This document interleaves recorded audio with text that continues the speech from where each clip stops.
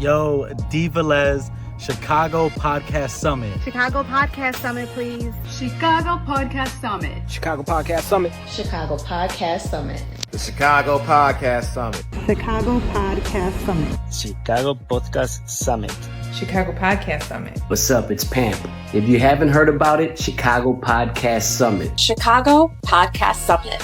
Chicago Podcast Summit. Chicago Podcast Summit. Well, yo, what's the case, man? This is your homeboy Bear, who represented 305 and the 77 Tree all day, all night. Chicago Podcast Summit. Chicago Podcast Summit. What up? It's the heavy hitter DJ Nonstop, and this is the Chicago Podcast Summit.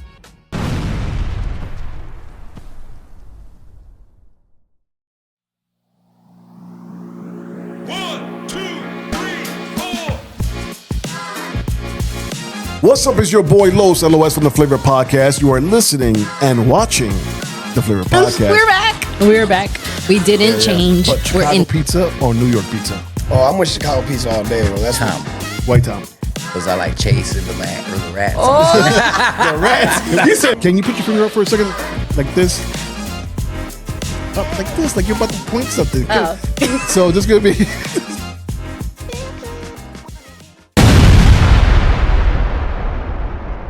What's up? It's your boy Los LOS for the Flavor Podcast. You are listening and watching the Flavor Podcast. It is a beautiful, beautiful Sunday afternoon. And I got to say this. I don't have my co-host today. She is out of town. She's doing her thing. But I got a great co-host that showed up. She's sitting in for Liz. So, Carmen Santiago-Keenon, what's up? Hi, everyone. Thank you for having me here today. Thank you for saying yes. Yeah, I'm excited. I'm excited for the woman that we're interviewing today. It's going to be very exciting, very exciting. I got some questions that she don't know what I'm going to pop up on her. Ooh, I'm excited because you always have really good questions. So I try. That'll be good. I try. I already forewarned her. I go for the tears. So maybe she'll toughen up on me and not tear. I mean, she is Latina, Boricua. Very strong women. That's right, they are. I stand up for those strong Latinas because my mom was a strong Latina. So I stand up for them. So how was your week? It was a great week, thank you. Lots of blessings. Was able to celebrate one of my close girlfriend's birthdays on Friday. Okay. On Lake Michigan on her lovely boat with beautiful humans. And, so God is so good. Awesome. So you've been on the show before, right? I have. So for people that don't know what that show was about or what we talked about, let the people know who you are, exactly what you do. Oh, well, thank you. So Carmen Santiago-Keenon. I do many things. I'm a technologist. I have 2 businesses that I've spun out around technology. I'm a community builder. I sit on the board of the Autism Hero Project. I'm a mom, follower of Christ, first and foremost. Thank you, Jesus.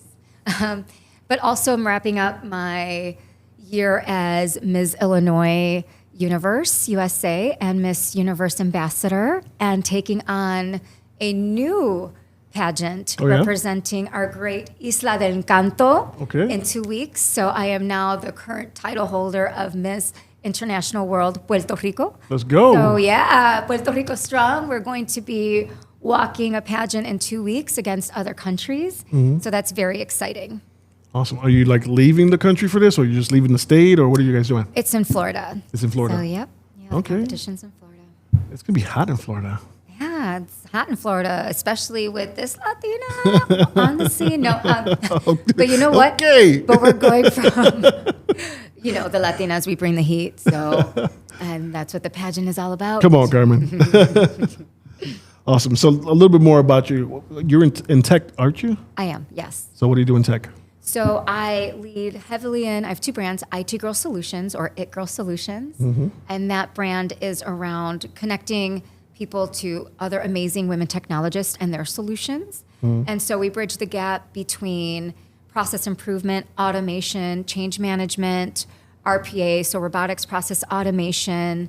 I also have people that can help support within marketing. Mm-hmm. So we really are able to partner with any client and really talk to them about their technology needs and what they're looking for, especially around process improvement. Mm-hmm. And then this year, I was able to connect with some business partners, and we launched our fintech company called PayGov USA. Okay. And so that leans into the public sector. And so we're a fintech company that brings the payments piece into it, but also understands the financial piece to it, right? Okay. So when you're talking about, let's say you're in transportation, right? Yes. So that's a lot of process on the back end. Okay. So we have to make sure whenever you're taking on a client that deals with, accepting payments, especially in the government space, nonprofit space, that you're also understanding the technology pieces that connect to that, right? So payroll, benefits, all of the processes on the back end that also connects to the payment system. And so that's what we do. Awesome. Sounds like you're doing a lot. Yes, all by the grace of God. Awesome. So are you ready for the hot topic? I'm so ready for the hot topic. So we have a thing where we do a countdown and then we say hot topic together. All right. You ready? Let's do it. 1, 2, 3. Hot topic. So what is your hot topic, Carmen? Ooh, my hot topic. Something that I've been really researching and God has laid on my heart recently is what's happening with the immigrant children in our legal system. And so if you don't know, these kids that are going through a lot of traumas right now, and this really isn't a conversation around what people feel about immigration. I'm really taking the stance of just human rights, right? And basic humanity and kindness and morals and values. So from that lens, what's happening right now with these children is their parents, as you know, are being deported, but now it leaves these kids here behind. And so they're sitting in little jails or wherever they have them, and then they're having to advocate for themselves in front of judges. And they have to go in front of a judge as a little child with zero advocate, zero legal help, to then sit there and try and navigate a system that is built for them not to navigate. Yeah. And it broke my heart. So that's my hot topic. Okay. So what do we do to help that out? Is there a website where we could help fund lawyers or something like that to help these kids out? That's a great question. So God has laid it on my heart to reach out to some close friends of mine that are amazing lawyers. And I've already started the process of asking them to pull the data. Is this happening in DuPage County, Kane County, Cook County? What does that look like? And also, how can we start a nonprofit and link up with other attorneys that would be willing and wanting to step up and help these children represent themselves and help represent these children? Because what happens is if the child comes in with representation, they're allowed to stay or at least a little bit longer and work through the process. If the child comes in without an advocate or lawyer, then they're definitely being deported. And so, great question. Yes. God has, by the grace of God, we will hopefully be able to build something to help these children. Awesome. People look out for that, please, and let's help these kids out that they're not having a lawyer there, an attorney to help them stay or just help them, period. Yeah. Can you imagine how scary that is? I mean, I gotta be shake in my scary. boots. Recently I got pulled over and I had to go and, pay the ticket, and the judge was very kind to let it go because I haven't had a ticket in God knows how long. But I was even shaking in my heels, and I'm a grown woman. I'm and so I couldn't imagine being a child in that situation. Yeah. I don't like going to courtrooms. No, yeah, right. Courtrooms mean I'm going to lose money. That's what I see it. If I'm going to the courtroom, I'm losing some money somehow, some way. Yeah, I don't go into courtrooms. So my hot topic is, and I got it from my engineer today, Gregory, because I didn't have a hot topic. I wanted to go entertainment, but I was like, I'm all over the place. But Roblox. So there was a gentleman on YouTube that found out that there are predators in Roblox. So he found these predators in Roblox, told Roblox, made a YouTube out of it, and now he's being blocked instead of being helped, being blocked from helping parents know about, there's a predator that your kid's talking to in Roblox. I'm so glad you brought this up because I just stumbled upon that this week, and I have an 11-year-old son, and he plays Roblox on top of the other games, and so that's crazy, right? I mean, if we really break this down, here's a young person who saw a pattern, was wise enough to understand there's something not right happening here, took it upon himself to figure it out, presented and did the appropriate things to bring it to light. Right. And instead of being helped, to your point, is being punished. He's being blocked. It's like, what are you doing? But is that really surprising? Look at what just happened to P. Diddy. Did he? Oh, did he? I mean, the reality is we're not going after the bad people, right? We're in a place and time where the objective is to make the bad person the right person. And that's crazy to me. That is crazy. It's not crazy, it's bananas. It's so Don't put a hip-hop phrase onto it. It's just bananas, street bananas. Absolutely bananas. It's our job to protect these children. And what does that say as a society if once we're shown the truth, right, we still turn a blind eye, but we don't just turn a blind eye. Then we punish the child, that had the bravery to actually follow, which, by the way, they know. How is this kid figuring this out? They know what their platform and algorithms are doing. I'm in tech. You know these things. We all know these things. So I think we need to follow the money there, the real money, right? Because there's always a money trail. So we need to follow that and, really see how we can advocate for these kids. And for our kids, we need to be wise and discerning parents, right? I mean, we're definitely living in a time where revelation is here, right? We're at the end times and we're seeing it. Unfortunately, we know Jacob's trouble, tribulation, all this is written out. And I didn't think I was going to see in my lifetime, but here we are. So I'm just like, Lord, rapture me. Man, we need to pick this up. It's kind of getting sad in here. So we could talk about Bad Bunny. How about Bad Bunny? How about him doing a great job over there in Puerto Rico and bringing lots and lots and lots of revenue into the island? That is a beautiful thing. Yeah. First and foremost, I'm excited for the vision that God gave him to bring forth our culture. And not only that, but the way that it was received worldwide. And I think it was a very vulnerable piece for him to do, but the way that it was received is so beautiful to me, and we're seeing it, right? Yeah. I think it's a beautiful thing that he chose to give back to the island and to his people. And I just really, really hope that the government there does right by our people and that we get to see communities thrive because of this. Yeah, because there's a lot of money coming through. Yes. A lot of money coming through. So I'm hoping it does hit the pueblos, or smaller places in the pueblos, where they need the help. Because I was just reading, was there a hurricane coming through or something like that?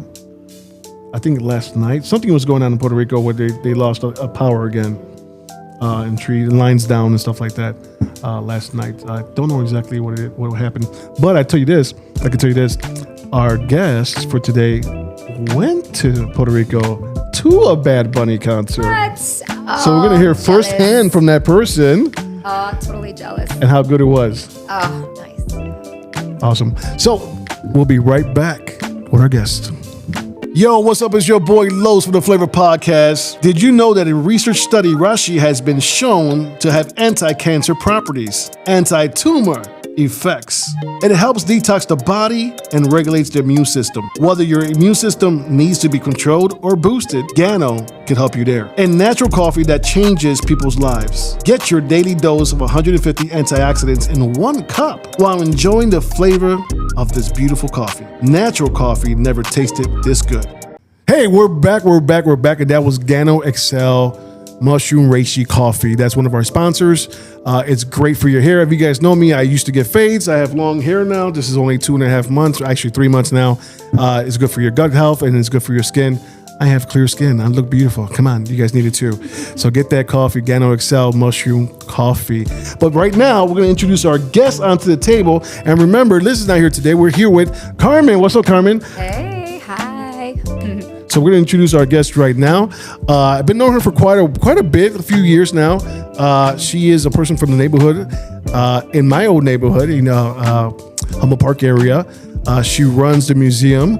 I'm not going to say the museum's name because I always get it wrong. And even though she has a T-shirt right now, waiting on, I'm still not going to say it because you guys know I always get names wrong. So I'm going to let her do that herself because I know her name. And that's what we're going to do right now. Veronica Ocasio, what's up? What's up? How you doing? We are doing great. I'm doing great. How you doing, Carmen? Great. I'm even better now because I'm very excited about this. Awesome. So Veronica, tell the people who you are and what you do. First, thank you for having me on. No, thank you for accepting. So blessing. I am Veronica Ocasio, the Director of Education and Programming. I'm not the director. That would be my husband. I'm not taking his title yet. Not yet. But I work at the museum, born and raised in Humboldt Park, went to Roberto Clemente High School. I was going to ask you that. Okay. Yeah. Class of? Did we forget that? 1991. Okay, I was 92. Okay. All right. It's okay. We're there. We're there. Yeah, we're there. Uh-huh. So what else do you do for the National Museum? We provide quality educational programming that teaches our community and our visitors about the importance of Puerto Ricans' contributions in art and culture and history to the world. To the world. To the world. Come on, somebody. We're everywhere. If you don't know, might be a small island. I love saying a small island, big impact. Yes. I love it because you and your husband bring some beautiful things to the museum. Some beautiful art, beautiful events. You know, we just had the barrio, right? We just had the barrio, and that was always amazing and always good. The community comes out, and it's 100% free to show up. Yes, that's been part of our mission since the inception 25 years ago, is to remain accessible. So we do not charge for many of our events. To get into the museum, it's always free, and we waive most of the fees, if not all of the fees, for our local feeder schools, to come and visit, to have a docent led, beautiful tour of the museum with the art project. So that's just something we raise the funds for. Awesome. So what's in the museum right now that you want to talk about? Oh, well, we bring and highlight incredible talent, not only from Puerto Ricans here in Chicago, but throughout the diaspora and on the island. So right now we have Juan Sanchez, a Puerto Rican equation. He is the OG. He is an OG artist, amazing, and he really talks about resistance, and he does resistance art. A lot of it deals with resistance. And so we have him in our main gallery.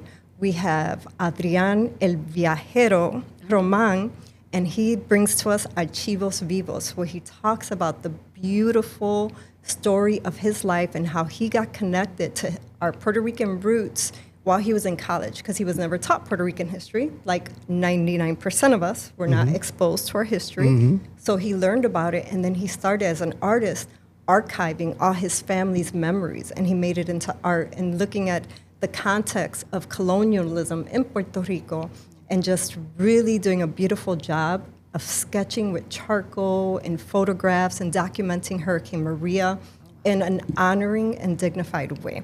So we have that as well. And then we have our artist collective. We have a wonderful artist collective from the community, and they're exhibiting on the second floor, highlighting all their beautiful, incredible talent as well. Jesus Christ, I didn't even know there was a second floor. Yes. Do you know what the building used to be? Well, no, I have no. I could say it looks like a barn, kind of, but I don't know. No, I don't know. You, Carmen, our building? No. Historic horse stables. Oh, you were close to the barn. I was close. That makes sense. Built in 1895. And so obviously it wasn't for us at the time because it was primarily a German, Norwegian, Jewish neighborhood. And we were still in Puerto Rico. Yes. Pretty much. Here. And so, it was abandoned for 60 years when we took it over, and it took $9 million to renovate it because it didn't have any infrastructure, no water, no electricity, and to turn it into the gem that it is today. It's beautiful. Yeah. It's just beautiful. I'm a member. In fact, but Mina, I think it expired. Oh, we got to renew you before I leave today. I do need to renew it. I think it expired. Man, I want to check my phones. It's in there with the little apps. Yeah. See, we're getting digital and everything. Yeah, you guys are. It's so easy to become a member and just jump on and become a member. And there's different levels, right? Levels from $25 on up to $1,000. What does those levels give you? $25 gives you a wonderful free museum T-shirt, and then it gives you access to free programming because we do offer programming art workshops that, for our members only events, exclusive. So if we do an opening, you're invited to the opening before the general public. So there's a lot of great things that you get access to. And the higher level you go, the more access you get to have. So you guys owe me a shirt because I didn't get my shirt. You should have got it. I didn't get my shirt, Don't Veronica. say that. I did not. Somebody's last year I did not get. You come to the museum, I'll give you 2 shirts. How about Look at that. 2 shirts. Uno for flaquito when I lose the weight, one for now when I'm big. Okay. Okay, awesome. So Veronica, I want to play a game. You want to play a game? Sure, let's do it. You want to play a game, Carmen? Yes. Let's play this game. It's called This or That. Okay. So this is a little icebreaker, okay? So it's going to be answer this question or answer that one and say why you picked that one, okay? So the first one I always start off with is... Hi guys, it's your girl Liz. I'm here at the Flava podcast studio. Just wanted to remind you guys, come find us on November 22nd. We will be at the Chicago Podcast Summit, and your girl will be hosting the TikTok influencer panel. Tom or Jerry, the cat or the mouse? The mouse. Why? Because he's just rambunctious. He has, in my opinion, no fear. He just goes after it to get what he wants. I always connected more with Jerry. Okay. Is you is or is you ain't my baby. Like, I don't know. That's a Tom and Jerry. I watched him on TV. That was Tom. Was it? Yeah, it was. Yeah. They were playing on with his whiskers. Yeah. See. Was it that one? I thought that was the uncle. No. Wasn't the uncle with the whiskers? Like Copeland and Warner and Reed and Campbell. Yes. And then he would pluck it out. Yeah, he lost a whisker. Oh, but he was a mouse. He should have been afraid. And he wasn't, right? So that's why I just connect with Jerry. Because he's fearless. Awesome. In my opinion. Okay, I'll take that. I thought he was a brat. I did too. I thought he was a brat because Tom was just chilling all the time, trying to hook up with the white cat. Here comes Jerry messing around. But okay, I'll take that one. You got yours? I am in the same belief system as you. I think the cat gets a bad rap. I like Tom. He's just minding his business, trying to live his best life. And here comes Jerry, albeit Jerry's super cute and adorable, but he is on some pendejada sometimes. He's a brat. Super annoying. He's such a brat. Oh, my word. Mm-hmm. You got your this or that? I do. All right. My this or that is going to be Hector Lavoe or Mark Anthony. Hector Lavoe. There's no Mark Anthony without Hector Lavoe. That's it. That was it. That was period. Which was a group, yes. Okay. Wonder Woman or Supergirl? Wonder Woman. Why? Because I remember watching her growing up, and that was like, oh my goodness, she was smart. First of all, that's what I noticed. She was very smart and beautiful, and she could do it all. And my mom used to ask me, what do you want to be? And I'm like, I want to be Wonder Woman. Yeah. So this was Linda Carter. Yes. The Latina Linda Carter. Yes, the Mexican Linda Carter. Yes, yeah. Wasn't she Puerto Rican? No, Mexican. No, she was Mexican. Yeah. Mm-hmm. Awesome. You got another one? This or that. Ooh, all right. So, do you prefer salsa or merengue? Salsa. Ooh, why do you prefer salsa? Because I grew up learning how to dance salsa. That's what my mom taught me, and that's what I love. I love to dance salsa with my husband. He doesn't like merengue too much, so I could do it, but I love salsa. It's more romantic. Okay. This is the second time I hear romance from you today. Oh. Yeah. From that man sitting right over there. I guess because we celebrate 22 years yesterday, so I'm in that. Congratulations. Space of love and All right. romance. All right. 22 years of bliss, right? Yes. Awesome. So, my next question is, arroz blanco or arroz con gandules? Arroz con gandules. Why? It's just more savory. It has more flavor. Arroz blanco is good in the morning if you're going to have a fried egg over it. Come on, somebody. And spam. And spam. Oh, chacho. You took me there. That's how we grew up, right? That's in the morning, right. But when you want the wonderful taste of sazon and everything all packed in one, it's arroz con gandules. Okay. I'm with you on that one. Only because you said the white rice with the egg on top. And spam. And the egg has to be with the yolk. Yes, that's the only way to eat it. That's how it breaks over everything. Yes, perfect. Going? I agree, arroz con gandules. Cool. You got this or that? Oh, I was like, arroz con gandules. Another this or that. All right. So we covered music. We covered, what else? I don't know. These are hard to think I always stump Liz too. I think of one. I got the next one. I'll think of one, Okay. yes. So, Chicago Cubs or Chicago Sox? Cubs, baby. Like, there's no other way. Why the Cubbies? Because Northside, Chicago. Is it just because of Northside? For me, it is, yeah. It's Or is it because the other stadium is empty? boom, boom. That too. No, I just love the Cubs. Grew up on the north side. That's what I know. Okay. So, ride or die with my Cubbies. Okay, so I'm going to throw another one at you real quick. Okay. I'm going to let Carmen think about it. Okay. I'm so like, thinking. Chicago Bears or the Green Bay Packers? Oh my God, what kind of question is that? That's a question from a Green Bay Packer fan. Oh, you're the second What do you mean? What do you mean? The Bears. No. Well, why? Why the Green Bay Packers? You're from Because they Chicago. win. No. They're winners.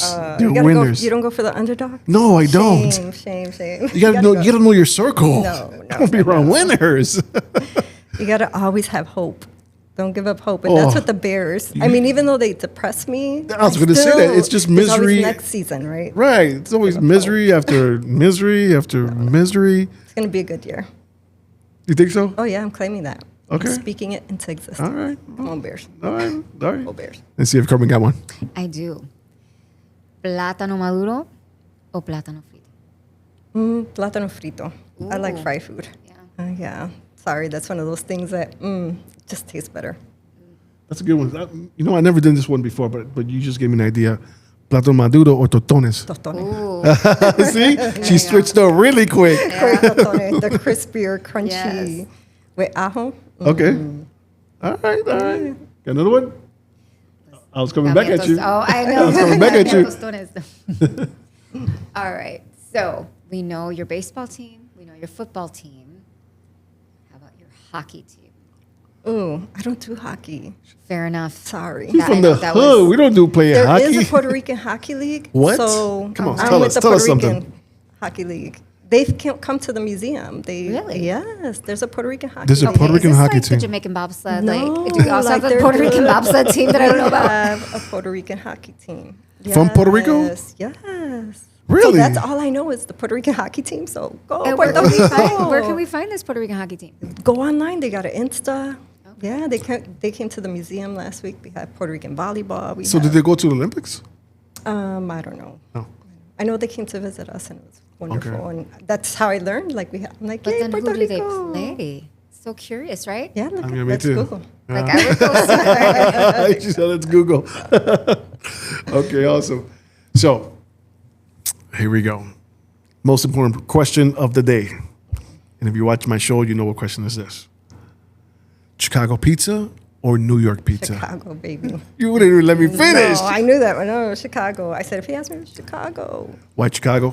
Because it's crispier, it's juicy, it's better. My mom's was born and raised in New York, so I used to spend my summers in the South Bronx, and it's just greasy, in my opinion. It just doesn't have that staying power when you're eating it. It doesn't, It's a Bachi's pizza. It's not good. But It's just floppy. Yes. Yeah. And you have to fold it, and everything drips. And Okay, so I got another question to see if you answer the question like many others that have sat there. Favorite pizza place? It used to be. I used to be Father and Son. Okay. Milwaukee. You did not go to John's, No. which a lot of people go to No. John. Well, Before that, in high school, it would have been Congress. okay. I love that big. That big, because that's what we could afford, right? The football Yes. side that we used to go over there. Yes. Yeah, so if I'm going old school, it would be. Congress. I mean, no, not Congress. No, Father and Son. Father and on Son. Milwaukee. On Milwaukee Avenue. Yeah, Milwaukee. That one was there for a very, very long time. Yeah, we Lots used to of go history. after church. Like, it was just the whole thing, but I loved it. Awesome. So we know a little bit about you now. Mm-hmm. The viewers know a little bit about you now. So when we come back from this commercial break, we're gonna go even deeper. Let's go. We'll be right back. Yo, what's up? It's your boy Los LOS from the Flavor Podcast. Yo, I want to talk to you about Exact Services. These are handyman that came to my rental apartment and they gave it a whole makeover. They painted, they patched up the holes in the walls, they fixed a faucet, they did the floors, they even put new screens on my windows. Y'all got to call these guys at 312-860-4225, 312-860-4225, and remember, you have flavor. Hi, and we're back. It's me, Carmen Santiago-Keenon, your co-host, and we're here with the lovely, fascinating Miss Veronica Ocasio from the National Puerto Rican Museum. Thank you for joining us. Thank you so much for having me. So before we start, I want to ask you a question. Well, actually, we're going to start, so let's just start. Veronica, who were you when you were 5 years old? 5-year-old me, I lived on Homan and Augusta. Okay. Single mom with my older sister, and we lived in an attic. Okay, I got to stop you there. You meant your mom was a single mom. Yes. Because you said I was 5 years old, single mom. With a single mom, with my single mom. There you go. I'm just wondering. Okay. I obviously wasn't a single mom at 5. I lived with my single mom and my older sister in an attic. Okay. And that was it. Just loving life. My mom was a great mom, great provider. And that was 5-year-old me, optimistic. Okay. So were you born here in Chicago? I mean, the States, or were you born in Puerto Rico? Born in Chicago. Lincoln Park was the Grant Hospital in Lincoln Park. That's no longer there, right? No, that used to be all Puerto Rican. And so that's where I was at initially. And then we ended up on home in Augusta. Okay. Home in Augusta. I know the area very well. Okay, so how was life back then, if you could remember something at 5 years old? I know it's kind of vague. Vague, very vague. I remember my mom working a lot because she's a single mom, and I was really raised by a beautiful woman, Mita, who took care of me and my sister. We all need a Mita in our lives, right? Somebody who's going to help, because back then community was really important. And so, like now, it's very different. When you're living in your community, doesn't mean you're in community. It seems like we're coming in and out, but back then, lived and were in community. So everybody looked after each other. And so Mita looked after me and my sister growing up. And it was beautiful. I felt loved. Yeah. I felt very loved. Yeah, we had a charito. See? Yes. Our neighborhood, we definitely had a charito in our neighborhood because my mom had 2 jobs and went to college. So we didn't see mom a lot other than tucking us into bed. We saw charito. You know, she made sure we got up, they went to school, got home, did our homework. Ate something, had a snack. Yeah. That was Generation X. Yeah, that was our generation. And the neighborhood took care of us. Yep. You know? Again, we were in community. Yeah. Okay, awesome. So moving on to year 10 years old. It's more visible for you right now. Yeah. Looking at 10 years old, what did that look like for you? I was what people called a tomboy. Okay. I was the one who always wanted to be on a BMX bike.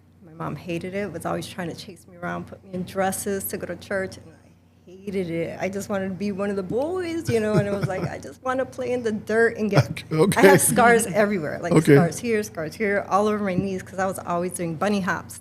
Come on, girl, come on, bunny hops? Yeah. With the pegs? With the pegs on the bike? Pegs.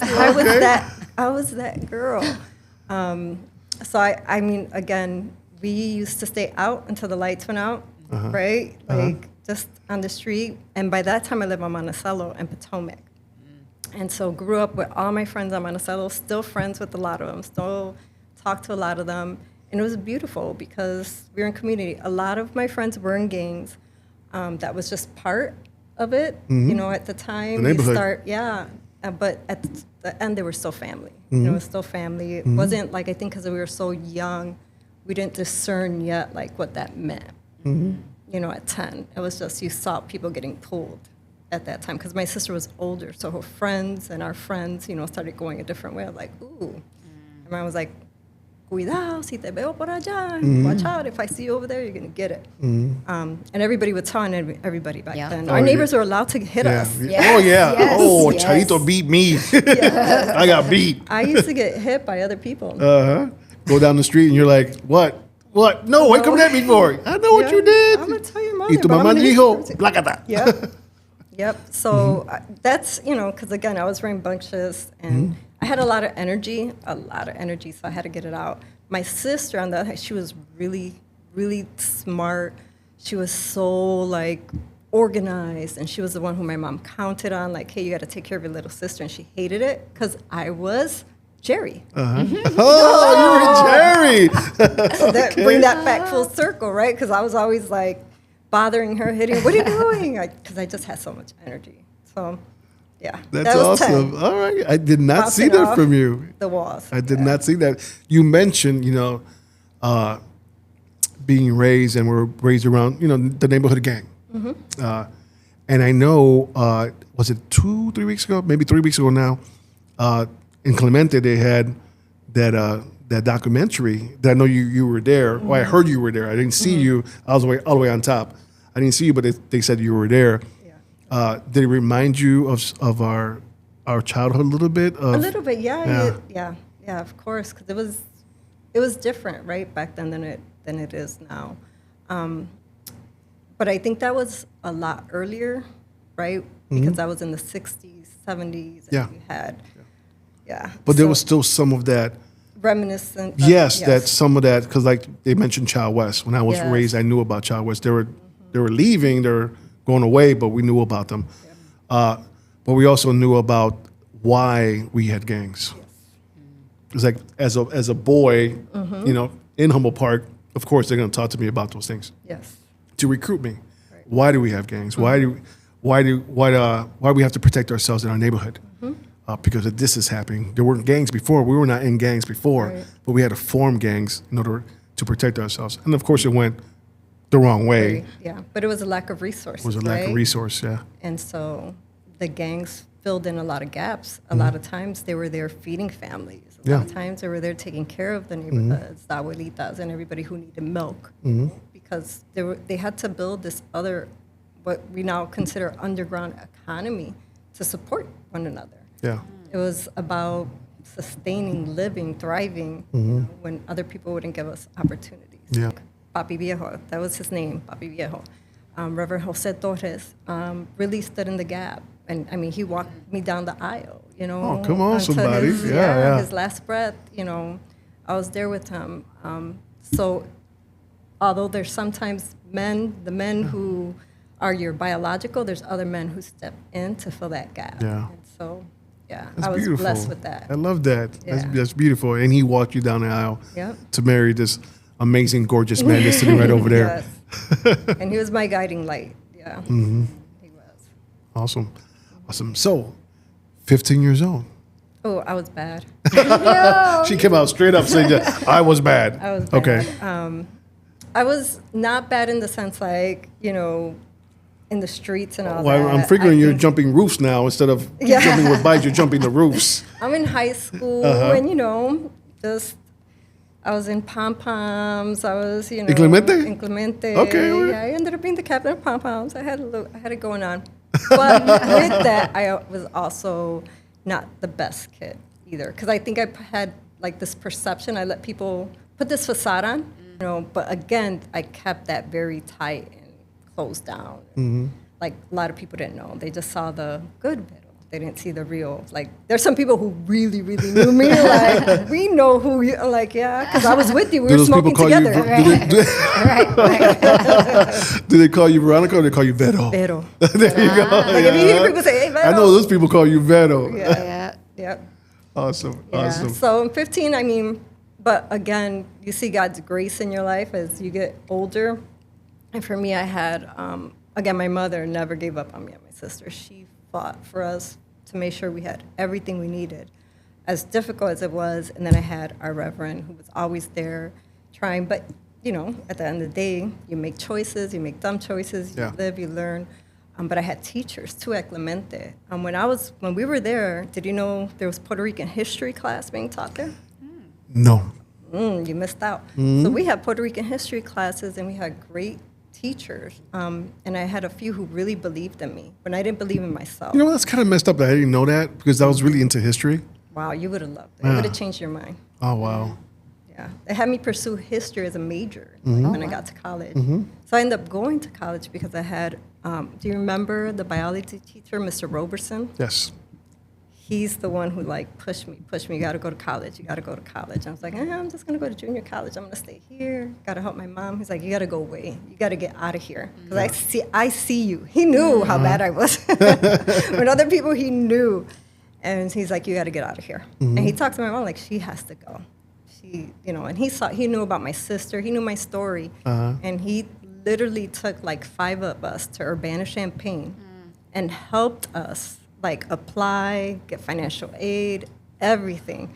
And all 5 of us went to Champaign. Not all 5 of us graduated. It took me 5 years to graduate. But if it weren't for him pushing and convincing my mom and just making all these connections, going out of his way, literally, I wouldn't have gone That's to awesome. college. It seems like you had the Reverend and you have this teacher here. Just stepping in. Stepping in and okay, you don't have that male figure, but I'm going to be that in a real way. It sounds like that's amazing that you even received it because we could be as kids, as young adults, we could be like, I don't want this. I want whatever my friend's doing over here. Yep. This is whack. But you took the advice and you ran with that. Yeah. Well, my mom said, if you don't go, you ain't got a place to stay anymore. Oh. So that made the choice pretty easy. Yeah, then you had to go. You need to after seeing my stay sister's somewhere. path, yeah, she was like, you do got to go. Okay. You got to go. So it made it easy for me. It wasn't like, oh, yes, like a light bulb moment. My mom made it like, yeah, if you stay here, you're going to have to figure it out. Right. Okay. It's like, okay, I guess I'll get food in college. Right. Bed to sleep in. Yeah. So you were living in the attic. When you're 15, were you still in the attic? Or you guys moved out? We went through a rough patch. I shared this last year for the first time in public, which I had shared with students. We went through a period of homelessness with my mom. Okay. My mom got very sick my junior year of high school, and we ended up homeless. And she didn't want to tell anybody because my mom was so prideful. She's like, you don't say anything. So we ended up in a basement of a building of one of her friend's house, or one of her friend's apartment buildings. And it was rough. You're talking about no heat, coldest of cold days, and people would not know because I was able to run up to the neighbor's house, take a shower, whatever, but that was it. Then you go down to the basement. Wow. So it was about a year, and my sister was already out of the house doing her thing, where we were homeless before my mom was able to get healthier and get us back on track.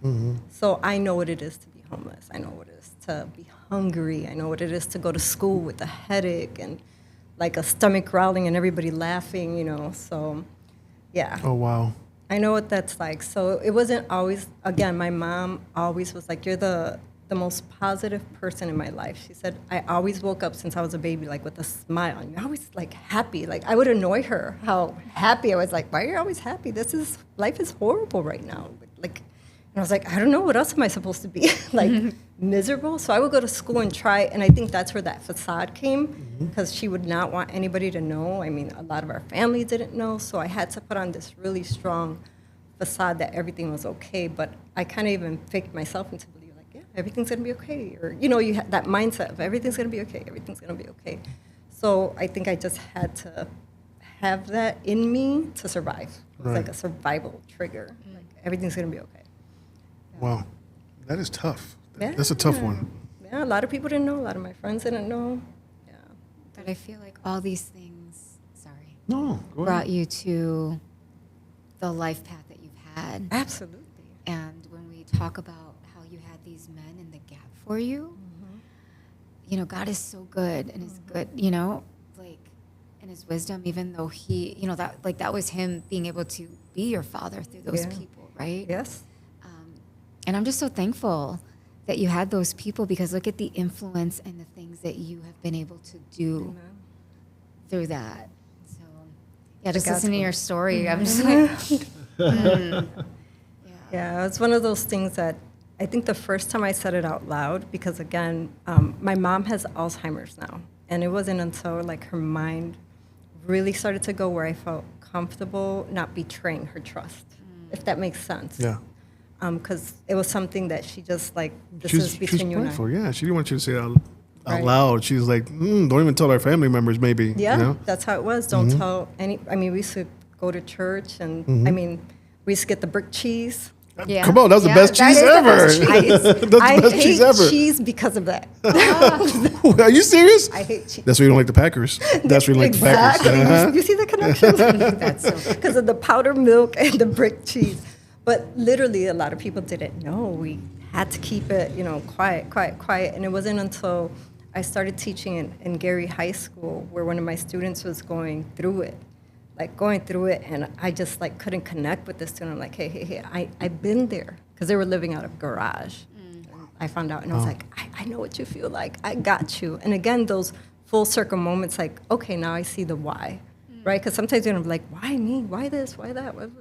It's like, okay, because this person was going to need me to know it's going to be okay. They need to hear it's going to be okay. They need to grab, a hand, and love and compassion, which a lot of times we lack sometimes, because it's just like, why can't they make it? Why can't they just pull themselves up? But everybody's going through something. Oh, yeah. I promise you that. Yeah. Some of us are better at hiding it than others, but we are going through something. I think we have to look at each other through the eyes of grace and love. And not assume the worst, but assume the best in people. That's awesome. That's awesome. So that was 15. And we got a little bit. Oh, sorry, I started jumping. No, it's okay. It's okay. And Carmen, jump in. Oh, That's yeah. okay. That's okay what you did. I know. I'm just fascinated. I'm like, ooh. I know you get stuck in the story. Yeah, you like put yourself there. 20 years old. 20 Were you years badder? old. Am I better? No, badder. Because you were 15, you were bad. Oh, whatever. Right? It depends how you define better. I'm in a relationship. In my 5th year of college, and I get pregnant. Okay. But my son, my oldest son, my great blessing, Ismael. What's your son's name? Ismael. I like saying the kid's name. Yes. Ismael. Ismael. Shout out to Ismael.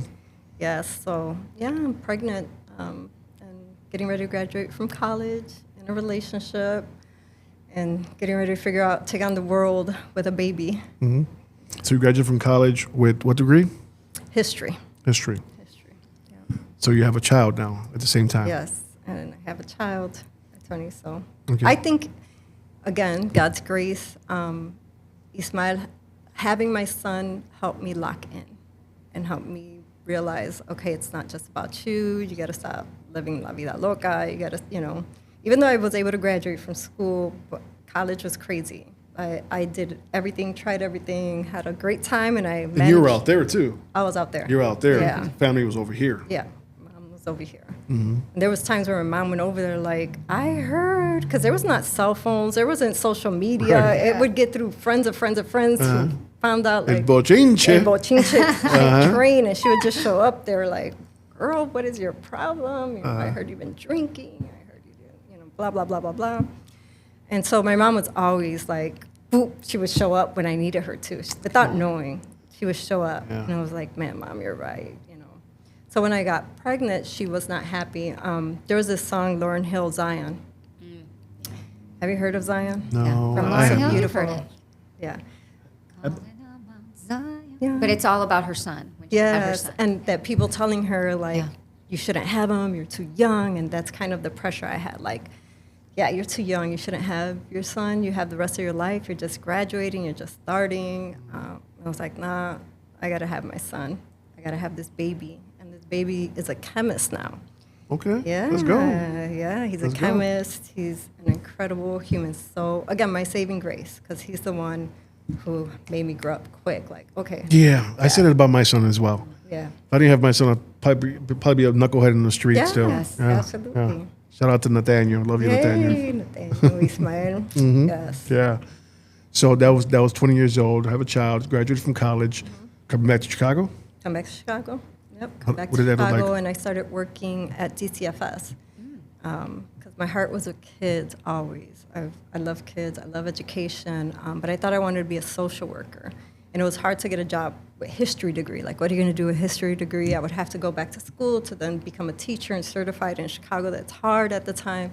So I'm like, I'll be a social worker. DCFS was hiring. They needed bilingual social workers. So I did that for about 2 years. It was the hardest job of my life. Why?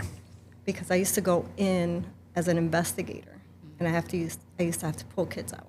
Oh, no. Yes. Oh. Yes. But at the same time, it's like, again, I know what it is to be that kid, Yeah. who might have needed some saving. I had friends who needed some saving. Yeah. So I always thought, like, okay, this is going to be great because I'll be able, and not as like a savior, but to help, right? Yeah. And to maybe provide a better opportunity Yeah. get them out of situations that they never deserve to be in. From what I know from you and your heart, yeah, I can see those years being difficult for you because you are having to walk into these homes and saying, you're going to leave mommy for a little bit or you're going to leave papi for a little bit. It's the hardest thing. Yeah. The juvenile justice system is, oh my goodness, so hard. They need the love. Our kids in foster care, our kids who are getting put out of homes, and parents who are trying to reunify, trying to get their lives together, they need that grace, they need that support, and I don't think we do enough to support these families who need that chance. Yeah. But for me, after 2 years, I wore it on my heart, wore it on my sleeve. My mom's like, you can't do this. Because I would want to bring kids home. I almost adopted a few. Baby, yeah. Oh, and wow. my mom was like, you can't. You have your own. You're barely making rent. Mm-hmm. But it was hard. It was just too much, too stressful, too stressful. I ended up in the system at the age of 13, and so I definitely have a heart for you and for that. And it's, and then navigating, the CASA system, if you had a CASA, it's just so many things, right? And at the end of the day, it doesn't matter what your experience is in your home, that's still your family. Yes. And it's still very hard to transition, even because as a child in those situations, you don't think, there's a different situation, right? Or a better, and sometimes, unfortunately for these kids, there isn't a better situation or a different situation, right? But to be the person that has to come in and see it and make that choice, I'm sure is very, very hard. I've seen it on my, from the other end, right? As a child, DCFS didn't come in per se and yank me. Like it wasn't that, and they were still involved in taking me away. But it was, and I was very lucky that I only went through 2 other foster homes before I landed. And that's the hard thing when you're going, and you would know this firsthand when you're taking a child and supposedly taking them out of a bad situation. Sometimes you put them into a foster home that might be just as bad. Yeah, or worse. Or worse. And you're like, am I doing the right thing? Oh my goodness, am I doing the right thing? So bearing that weight and having that child resent you when you're just trying to figure it out, and having the court system it is what it is, they gotta go. And and this happens every day. It's happening right now to this very day, and those kids and those families need that extra love and support. And if you're ever considering becoming a foster parent, please do so if you have it in your heart.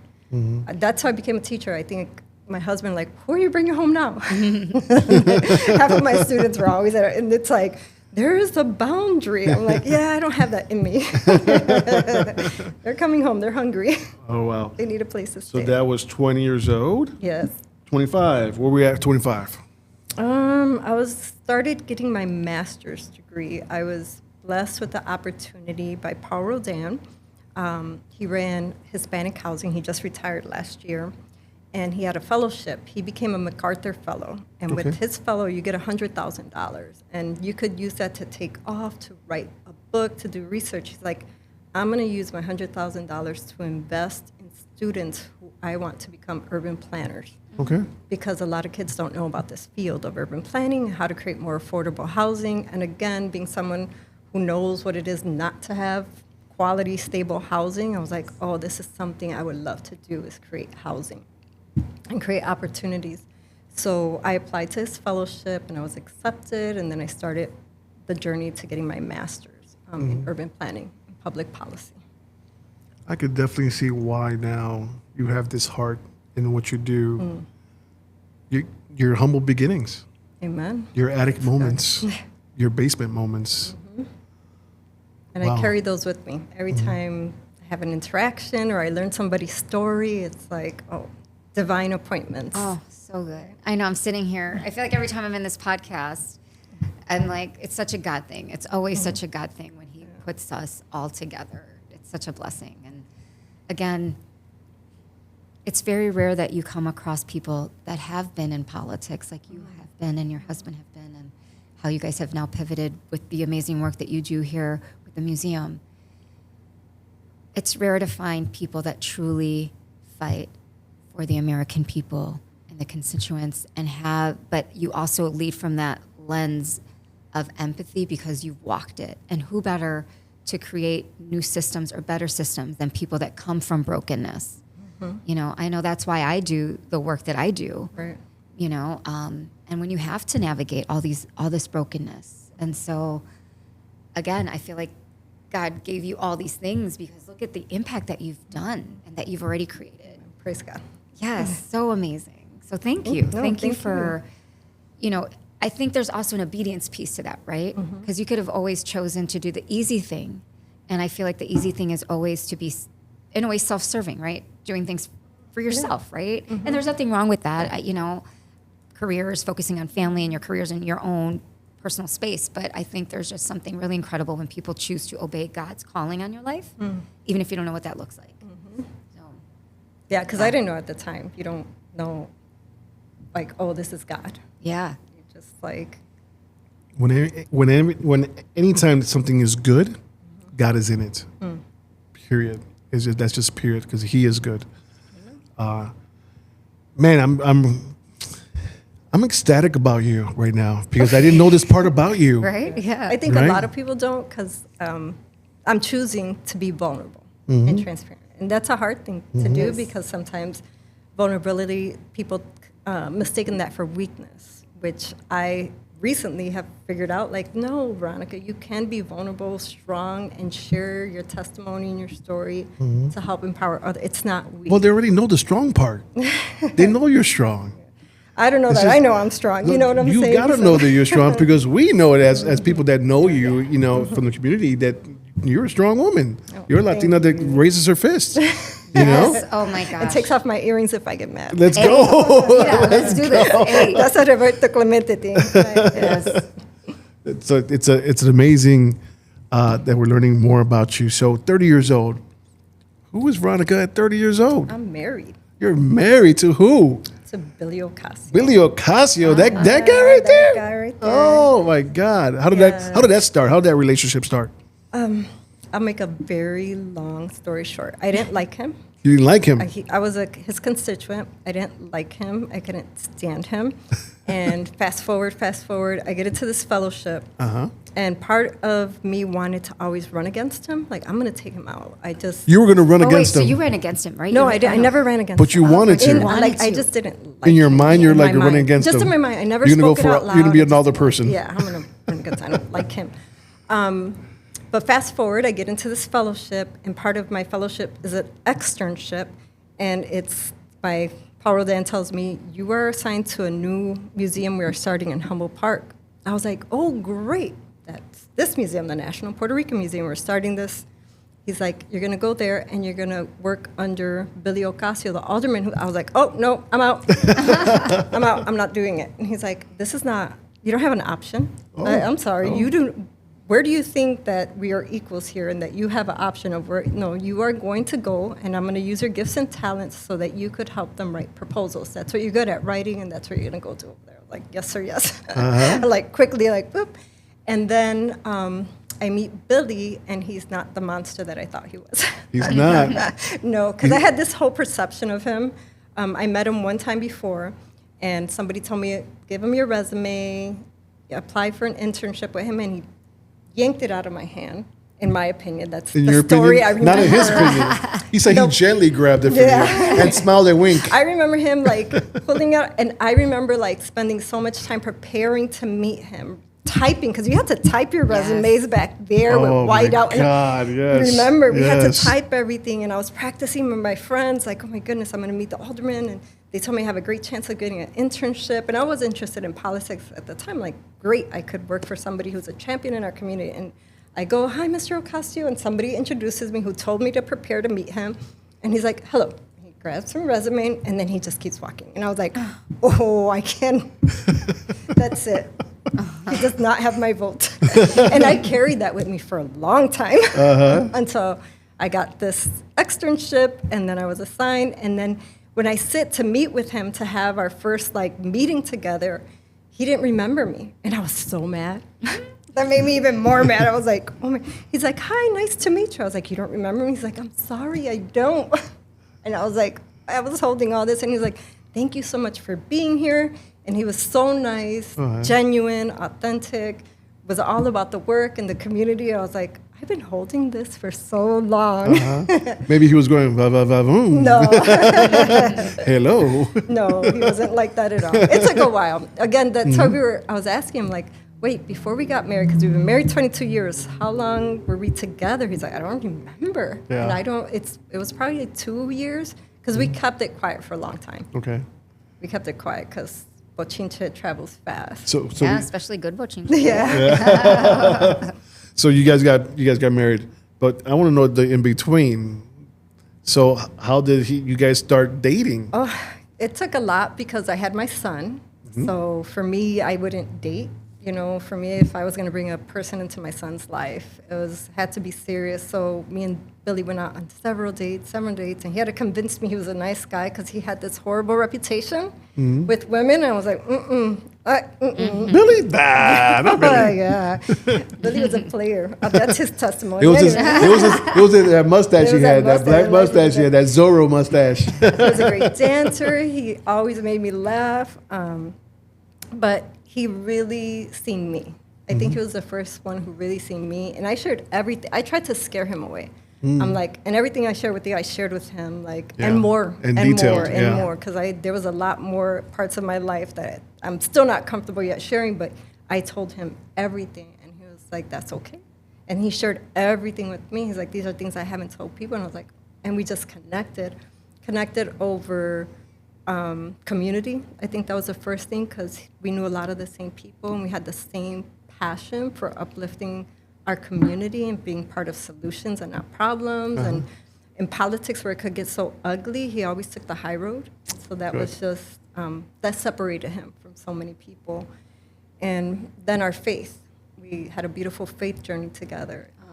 So, yeah, God was always in the middle of that, orchestrating every step, even though we didn't see it, because we partied a lot. You guys danced a lot. A lot, yeah. So, question. And you probably don't remember, because I think I asked this question earlier. Don't know the first date. I don't. I was trying to remember, but I think because since we were working together, you know, and we would go out to dinners, it was hard to say, was that a first date or was it this? Yeah. Okay. Yeah. What was a memorable date before marriage? He picked me up from school, and he took me to this wonderful restaurant where they had moles from all around Mexico. And I was not a mole person. And my biological father is Mexican. Okay. The one who raised me is Puerto Rican. So I was like, oh, I'm learning about my Mexican culture, because I didn't know anything about being, quote unquote, Mexican. And he took me to this wonderful, he knew he's been to Mexico several times. He's been to Chiapas. And he's like, oh, I'm going to take you. And it was so beautiful that he took the time to show me a part of who I am that I didn't know, and like through food. So thoughtful. That's so thoughtful. Very romantic, very thoughtful. Yeah. So would you say he's a romantic person? He is. I'm not. He is so romantic. I honestly, yesterday I woke up, and he brings me coffee every morning. Come on, Billy. He makes me coffee every morning. And for our anniversary, with the flowers, with the card. And I'm like, look at the post I made. You're like, with the post I love you. That's it. I'm like, but he's the one with the grand gestures. Always has been. Okay. Has been. All right, I can see that. I can see that from Billy. Yeah. With that mustache. Do you think when you met him and once you worked through who you thought he was, and that flipped for you, do you feel that he was able to create a space for you? Because as a strong woman, we know that we lead, right? And so we need a very strong man that can lead us, right? That makes us feel comfortable being more feminine and soft and vulnerable. So do you feel like he was then the man that provided that for you, that allowed you to kind of be soft with him and allowed you to be like safe and mom and soft and just beautiful and woman, and he could be himself, because again, you have this public sometimes persona, especially him at the time. He was in the public eye a lot, so we could, and he doesn't change. I can't say like, oh, he's this way in public and this way at home. He's the same. Like the same Billy you see at home is the same Billy you're gonna see in public, but you still have to have this constant like, yes, how are you, and it gets exhausting. It does. And then at home he's able to like, okay, let's watch a movie, let's relax, let me put my white socks on with my chancletas.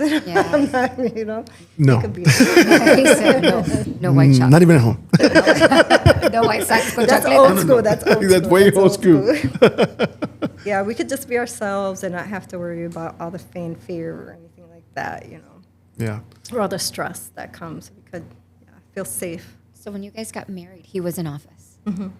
So then how was that for you to step then from working together to now being a power couple who is in front of the camera advocating and doing all this work? Like, how was that transition Honestly, for you? I always try to stay behind the scenes. I feel more comfortable behind the scenes. until recently now, where he has encouraged me, like, you have to be the one, you have to be in front, you have a voice, you have something to say, people need to hear you. I was never comfortable or confident until recently, where he's literally probably the last 4 years. But while he was in office, it was hard. Like, even for our wedding, I was like, I don't want to get married in Chicago. One, all my family's in Puerto Rico.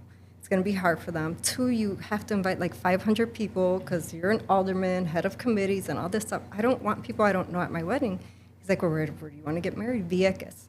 In Vieques. That's the year the Marines were pushed out of Vieques after all that time of bombardment. So he said, we're going to honor and celebrate the people of Vieques, and we're going to get married in Vieques.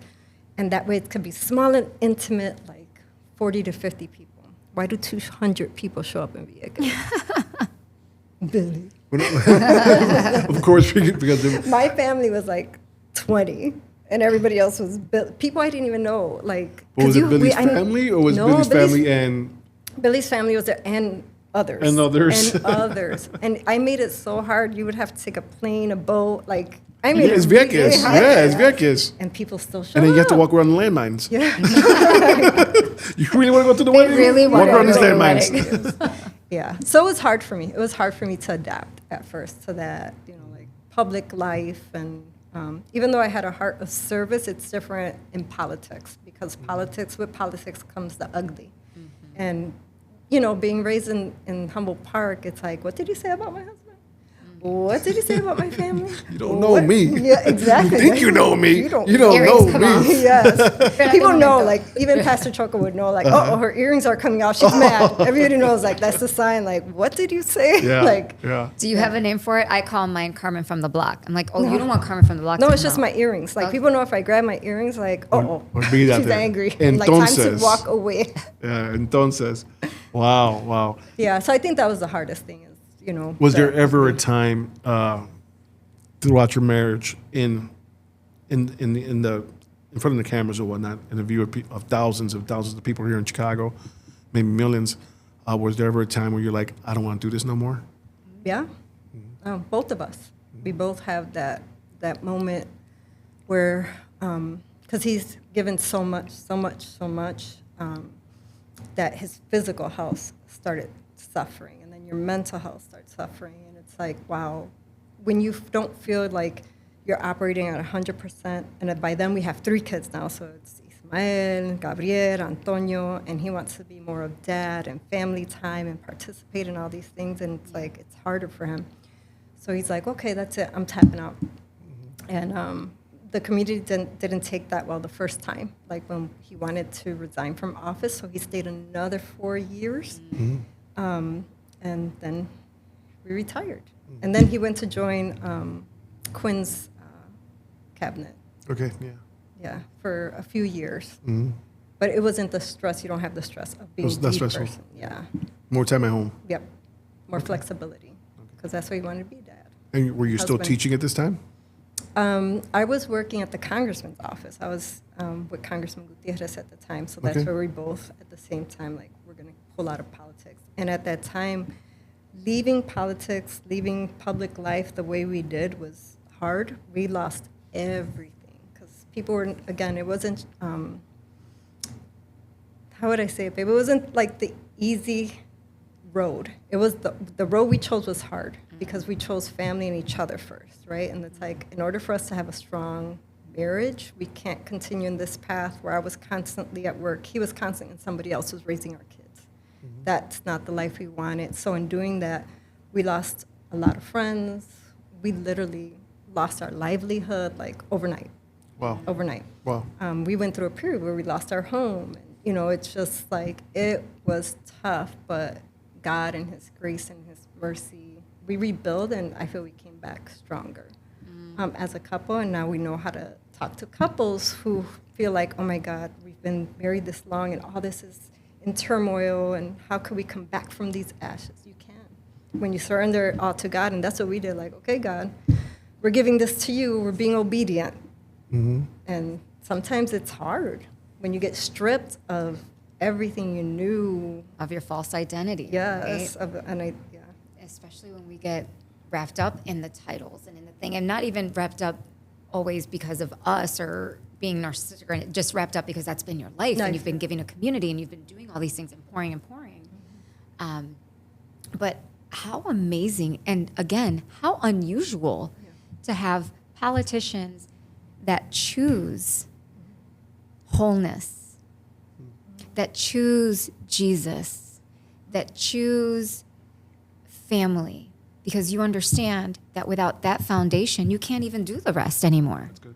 Right? And it's hard for people to understand. Yeah. It's really hard for people to understand. Like, why would you give all that up? Why would you give all that up? And it's like, and we had each other. You know, it's like we had each other. God was in the middle of it. And it is hard to give that up because then you realize all the stuff you're really giving up. But again, I think in stripping all that off, he made us whole and new and different perspective on life and love and what grace looks like even for each other, you know, because you could turn on each other quickly, like easily, and we turned into each other, like inward, instead of like, no, it's your fault, because things got really bad for us. But again, we were able to rebuild, and I feel a stronger foundation. That's awesome. That's so beautiful. That's awesome. You mentioned the congressman. Were you there in Vieques with him when he got arrested? No. Okay, I was wondering. I was like, did you get locked up? I'm like, did you get locked up? Story. I've been locked up for other civil disobedience. That's what I was telling Carmen earlier. Yes. I'm like, I've been different civil disobedience locked up. But okay. Yeah. But fighting for the people. For the people, always for the people. What would be one of them? My first time was in college. We were protesting. They were closing down La Casa Cultural Latina, the only Latino cultural center. And we decided as a Latino community, we were in law, so we took over an administration building through civil disobedience. What do you mean by took over? People want to know. You go inside the building, and this is the place where people pay their tuition. Okay. And you don't allow people to pay the tuition because you block all of the building from people going in a peaceful way. So people can't get in. Right. Wow. And we locked ourselves in. So it kind of reminds me. Yeah, it kind of reminds me like a young Lord thing. Yeah, it was civil disobedience. Again, we're trying to if you're not going to allow us to keep our house, the safe space for Latinos here, then we're not going to allow the tuition that we're all paying and partial that should go to support us if it's supporting all these other organizations, Greek houses and all that, which is nothing bad with that, but you should also then make sure that we're supported. So we stop people from being able to pay tuition. You know who I just popped in my head when you're saying this? She's on my wall behind me. Do you see her name? Hilda? Yeah. You know exactly who I was talking about. Yeah, I stand on her shoulders, my mother's shoulders. My mother was hardcore organizer, community organizer. Interesting, my mom never believed in the institution of marriage. Even though she was a church-going, God-fearing woman, she felt like it was meant to make women submissive.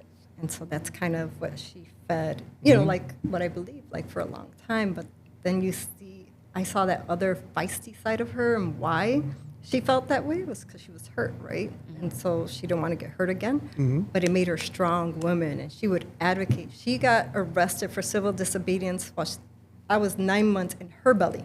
Oh, Mom. Yes. Let's go. So that was the first time I got arrested. But I come from so technically you were in the womb. That's a great story. I love that. But again, with the Hildas, with many incredible women in our community. So I don't know if you knew this because you mentioned the Greek letters, and there's a lot down that rabbit hole of the engines that these Greek houses and college and things feed down into. So that's very interesting that they were trying to shut it down. I just came across this info not that long ago, and I was like, ooh, this is interesting.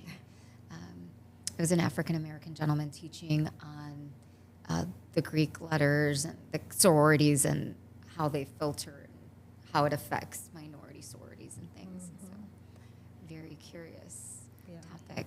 I wasn't Greek, but I had a lot of friends who were and who did great. Billy founded a black fraternity. Nice. Iota. He was a founder of a black fraternity in Champaign. Wow. Billy. Of course. But they do a lot of great things. Okay. I mean, yeah, no ill, nothing but the Greeks. Okay. Yeah. I got a question. So Billy's name came up a lot. Yeah. Yeah, and then, ladies and gentlemen, he is here in the building. He's supporting his wife. Yes. Taking a lot of pictures over there. Can you tell us some great things about Billy that you want people to know that they don't know? He loves the Lord with all his heart. In the shower, he's worshiping, praying every morning. People wouldn't know that about him. And if they did, it was kind of weird. No, but that's how he starts his day. Okay. I think that's the point, not that in the shower. He starts his day that way. He loves his kids. He loves me so much, so much. And that he fights for what's right. He will take a bullet for someone, lay down his life for someone. If it's a righteous cause, he wouldn't think twice. He's a giver. He is a big giver. And I'm just blessed to be his wife. Amen to that. Yeah. That's awesome. I love that. Can I piggyback off of that? Absolutely. Because the question the things we were talking about before we hopped on the podcast, which brought us to the topic about, your civil or being Puerto Rican, coming from our community, a few weeks ago, I was so impressed by the way that you guys handled the whole situation with ICE coming in to the National Puerto Rican Museum. And, we touched on that a little bit here earlier. Can you talk to us about that a little bit? Because that was such a bold move that your husband and you did. And then just us talking about it, that people don't even realize the risk that you two really came up against to make that choice. So can we talk about that? Is that okay? No, that's perfect. Perfect. I almost forgot about that. I did not. I'm enjoying her life story so much. This is one of my hot topics I to talk totally about. forgot about what happened at the museum. Yeah. Oh, and it's, so can we? Absolutely. Yeah, I think one of the things that it brought to light is that we're all vulnerable right now, being a person of color in the United States, which is a very sad state of affairs to be in right now, that I had to have this talk with my children. Same. Be careful. You saw today, I have my passport with me. We're driving with our passports, folks. This is the unfortunate reality. But having Homeland Security come onto our property was a whole nother level of intimidation and fear for our staff, for the people who were in the building. That was just unnecessary, uncalled for. But what I tell everyone, they messed with the wrong ones. When they came after us, it's like, oh, okay. Now you brought up something in me, Billy, and our community that was there, but I think because we didn't have to fight in this way for so long, that we just rallied without exaggeration, within 15 minutes from that happening. We called our elected officials, we called our board, we called community members. Press conference was held, and we didn't know if anybody was going to come. One of the fears that some of the board members said is like, maybe we keep this internal, because by going public, we become a bigger target.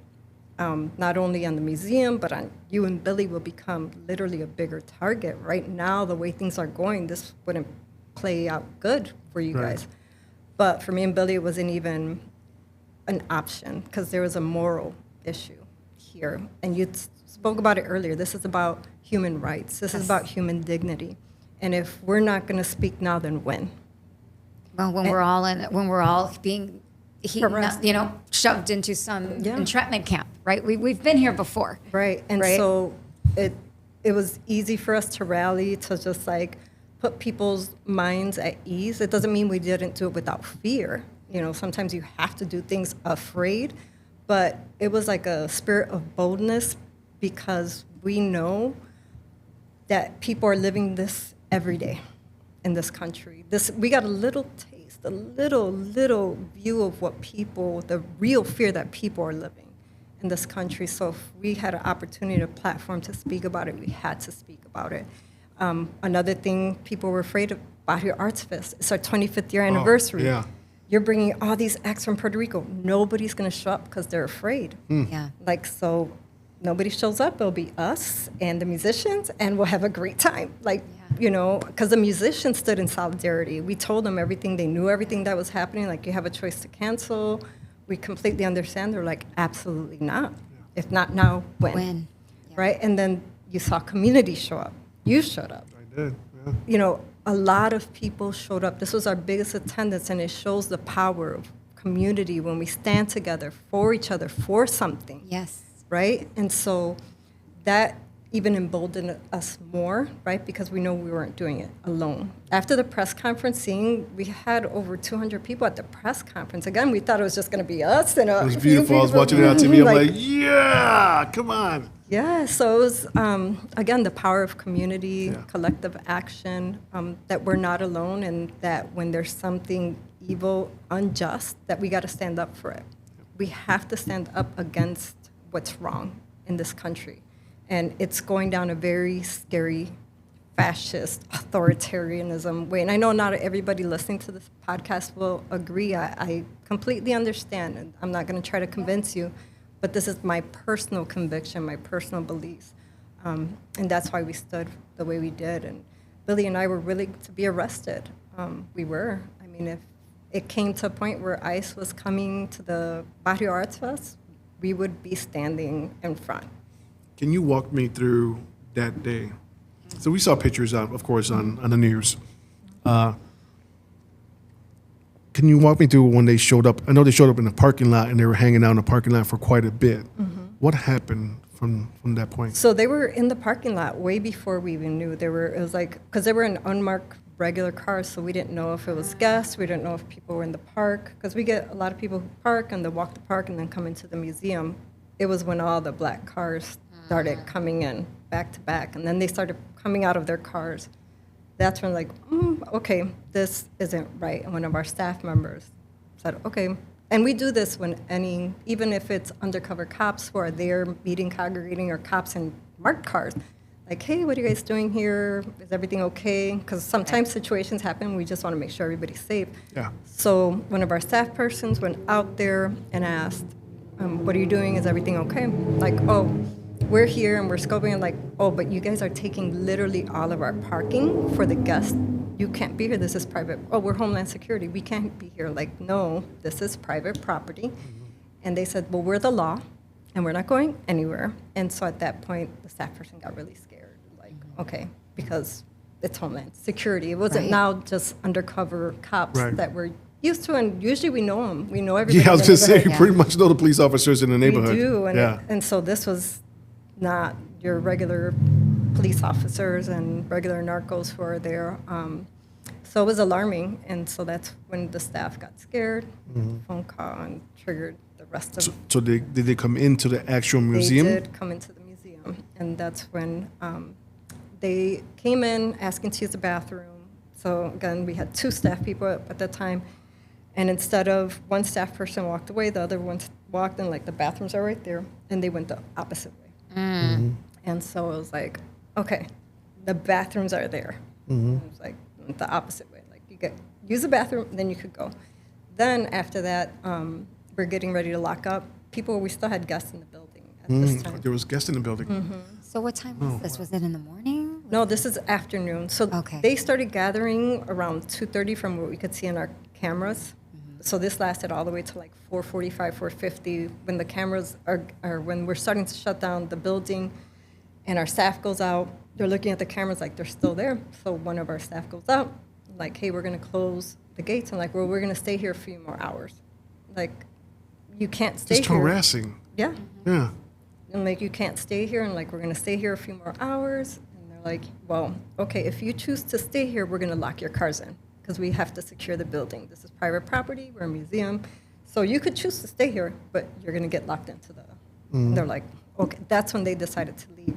So I know, like, their response, like, oh, it wasn't... Because if they break the gate, now that's against the law. Yeah. Right? But they shouldn't have been there. Them being there was against the law. But if they're breaking the actual gate now, they're allowing... To get out or whatever. To get out, they're breaking the law, and they're letting the gate open for others to come in and maybe do something wrong. So I guess here's my confusion, because obviously they know that they're at the Puerto Rican Museum.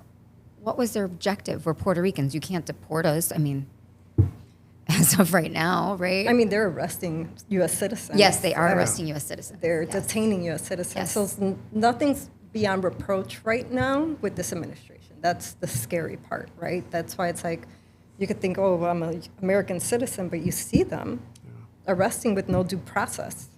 And by the way, I'm very open about the fact that I've been, over the last 5 years, learning and not working with, but, you know, going back and forth with a conservative group.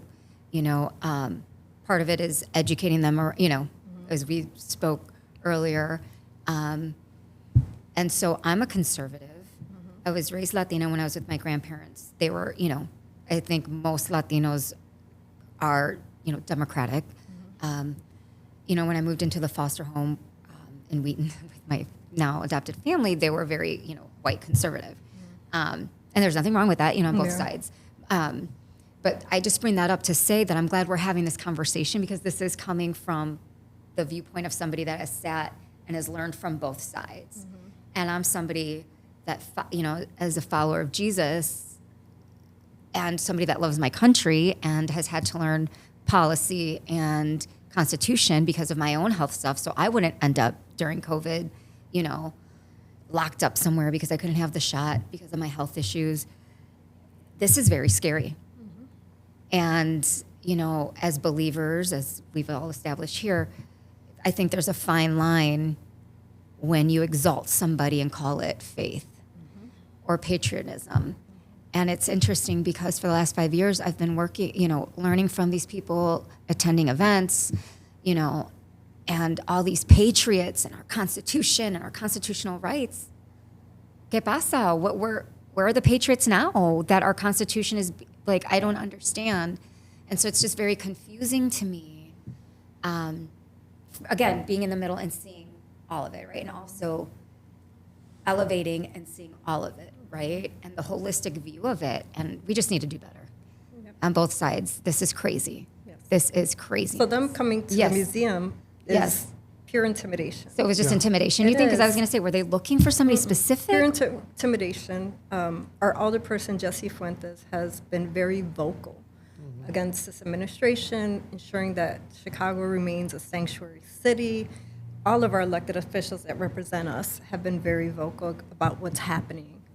Again, the skipping of people's rights, like just admonishing, like there's no human rights anymore, there's no due process. They've been speaking up against this time and time again. And we feel like, okay, they targeted us as a way of intimidating.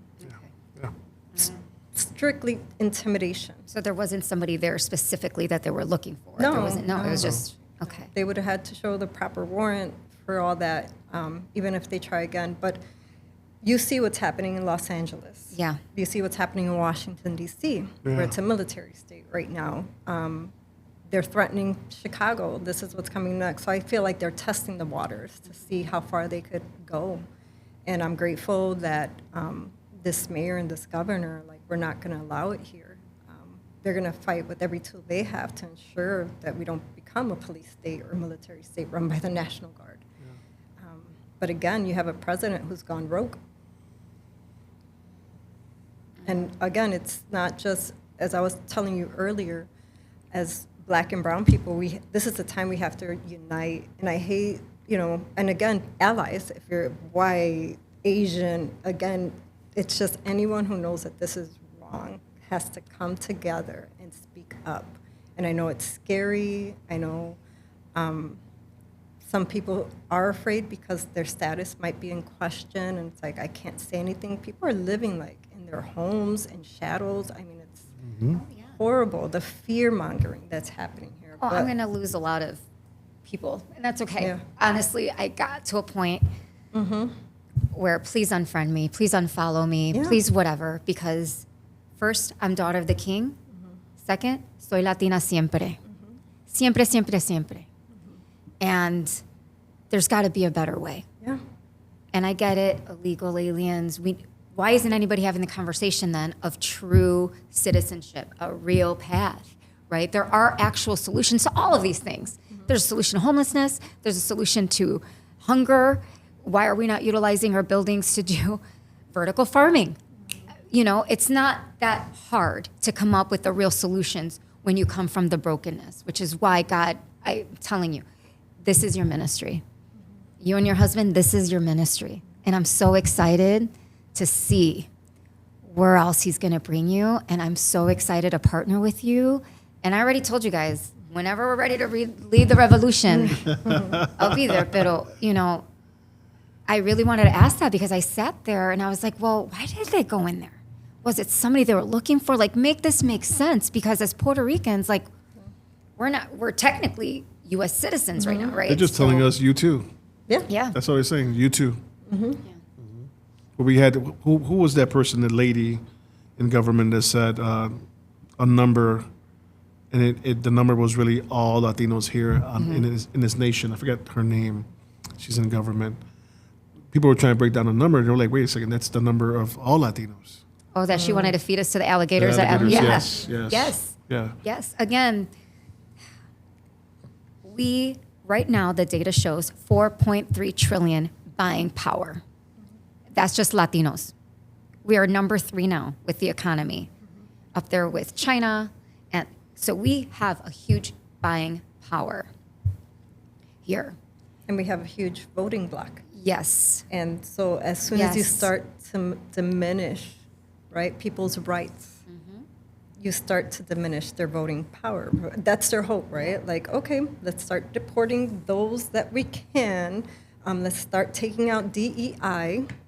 And that's even the Puerto Rican Museum. They consider us DEI. Well, that's what I was going to ask you when we were talking about the Smithsonian and all the things that are happening there. And that was, you know, one of my questions to you is our museum protected, and what does that look like? We are, because we're private. We're not sponsored by the federal government. So there's no cutting. Yeah, they can't cut us. They could try, but they cannot. And there's a lot of, thankfully, we have a lot of allies and friends that they couldn't do it.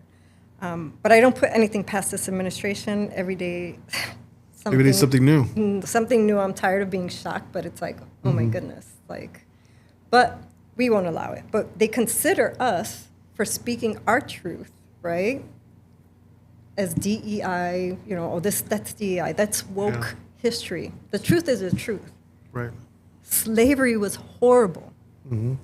But they're spinning it with this crazy. I think they learned something. They were enslaved, but they learned how to do some things to pass down to their kids. How is that? Yeah. How is genocide of people? Oh my God. Raping and pillaging and No, you cannot spin your way out of that. We know the truth, and we're going to stand by the truth. We're going to continue to teach the truth. That's why our museum and museum like ours, African American Museum, all of our museums are so important. And that's why they're attacking museums, right? Because you hold historical knowledge, you hold power. They want to erase knowledge is power. Yeah. So if you shift that narrative to a whitewashed narrative, you're shifting their version of truth. And we know they've done it before. Yeah. Oh yeah.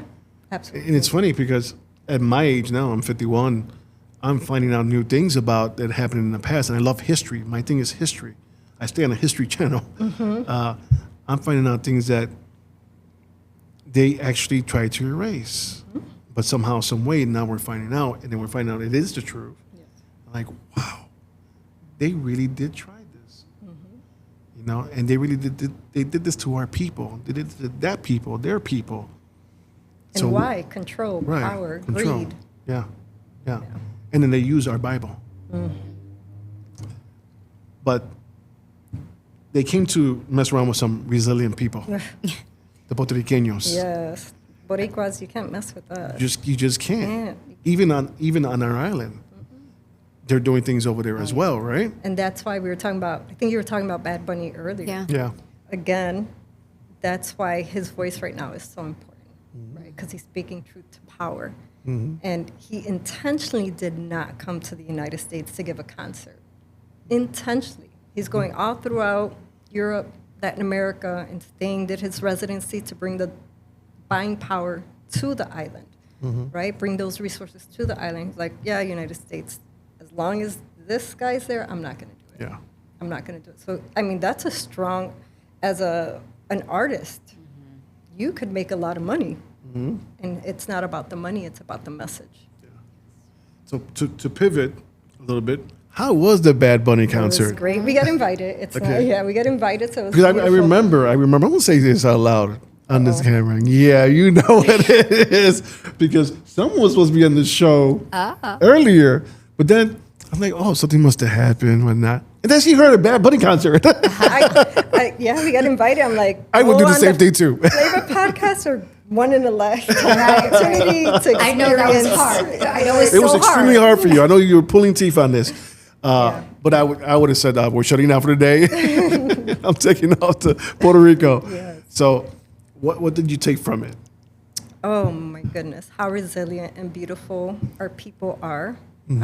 So much talent, and how honoring he was in his concert of every part of our culture. You have from the Jibaro music to the bomba plena to our indigenous roots to reggaeton. Yeah. You know, and the powerful message in between. So we got seats where they gave us the seats were dead center. Oh. I never know. Have you ever been to Jayuya in Puerto No, Rico? I have not, no. There's a bate where the indigenous Tainos had in Jayuya. It's one of the highest peaks in Puerto Rico, but also the steepest. And in there's we have magnetic poles. You feel that energy. And I'm sure that's why it was a bate, right? So I told Billy, I felt that energy literally there being in the concert because it was just so much love.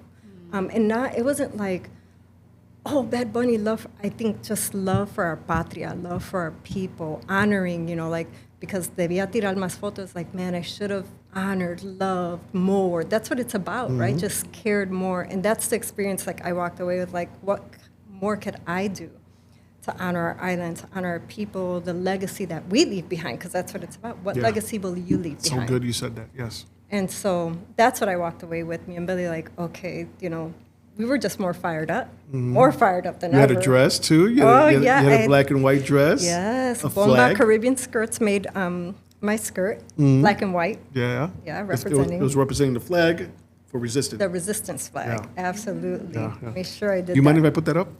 No, you can put it up. So put your finger up like this. It's right there, guys. Okay. But don't show the other video where I'm singing the song. No. Some people won't appreciate that part. Yeah. Awesome. So you came back home. Fired up. You guys are fired up to fight the good fight. Yes, we're celebrating 25 years as a museum. Yeah. Again, and it was against all odds. Everybody thinks that we got it handed to us. Billy had to fight to get that museum started. The mayor gave us the building reluctantly, gave him the building and the board the building. What mayor was this? Daily. Okay. Daily. Good old Daily. Good old Daily. And he's like, you got the building, but you got to raise the money. I'm not giving you money.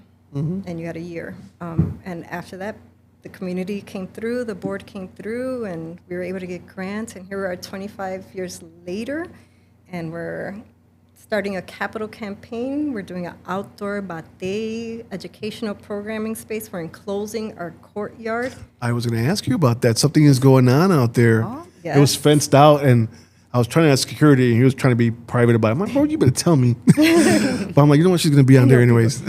Yeah, it's going to be a beautiful outdoor educational programming space where we're honoring our indigenous roots. So we'll have a bate out there, Taino-inspired bate.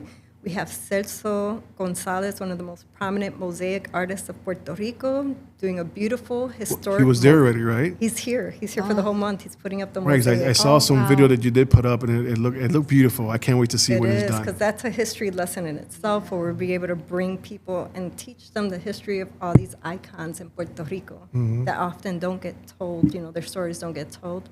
We're going to have a beautiful console-inspired ring by the indigenous people here, and Jens Jensen, who was a famous landscape Have you architect. done that before, too? I think it was this year or last year. I think it was last year. We brought the Taino. We actually Yes, you brought, did. yes. Oh, Yeah. you We brought the did. Taino? Yes. Yeah, they were here, yeah. The Taino Concilio of Puerto Rico. Yeah. Oh, wow. Yes, to do a whole performance for the community, teach about that the Taino are still here, lives in our blood, and we can't forget about where we come from. It was awesome. I was there. I was recording some stuff, and and to see a Taino, like the guy that I have tattooed on my arm, right there in front of me, you know, it's like, this is awesome. They're not gone. They're still here. And that's throughout the Caribbean and Cuba. Throughout the Caribbean, you have people practicing the Taino ways and living and honoring that part of our tradition. It's beautiful. Awesome. Yep. And then we're enclosing the courtyard in glass. Wait, that's a big courtyard. Yes, it's huge. It's beautiful. 6,000 square feet of space we add. Okay. And then we're creating the National Boricua Archives and Collections Research Center on Paseo Boricua. Okay. And that's to ensure that our stories are preserved for generations to come, because all of us have a story to tell, but we don't have a repository so that future generations can learn about your contributions, So good. And so we're starting our oral history project next month, and this repository will be for everyone who wants to leave their family lineage, their records, photographs, or learn about other people's stories. So any family can be a part of this, or how does that work? Because we're going to digitize. So obviously you could only hold so much, so part of it is creating a digitized archives so that we can help you digitize all your family's legacy so it doesn't get lost. And oral histories during this. This is an oral history that you're doing. This is awesome. You guys are doing some big things. We, as a community, it's a lot of us. It takes a beautiful team. There's masterminds at this right now. There's masterminds, and I love that you guys are doing that, because our kids need to know our history. And That's what makes them proud. And the history that was erased as well. Because we are good people. We are incredible. And I remember growing up, I saw what I saw in my community, and I'm like, oh, this is what we are. And I started dating an Italian woman, actually teenager, because I was a teenager. And the grandfather would talk down about us, and I would think, well, he's right, because that's what I see in my neighborhood. But then I met a man called Carlos Colon. He was a part of stuff that happened here in Chicago. And he taught me that we are some great people. And I raised my hand up now. Because before I was like, we're this. Yes. No, we're not. We're this. Yes. And just shout out to Carlos Colon. Great man. He was in the documentary that we watched at man, I'm about to cry. I'm about to cry. Because it means a lot to me. It should. It does. It should, because I think a lot of times it's hard for us to see things, right? Like, you have to see it to be it, right? And if we don't see ourselves reflected in a positive light, contributing, doing great things, like, how could we aspire to be that if we don't see it? Yeah. And so you need those role models. We need you. We need you, We need the Billies of the world. And our staff, man, they're on the front lines every day, teaching, educating, giving tours. It takes all of us. All of us. This became a version. I'm not supposed to be doing this right now. I'm teary right now. So do you want to do a this or that? I just love our people and how we stand up. Yes. Knock us down. Okay, we're going to get right back up. And when we get back up, for the women, they're putting their hair in a ponytail and taking off their earrings. That's right. And I mean that metaphorically. I'm not going to fight anybody over all that. So, a lot of stuff coming up for the museum.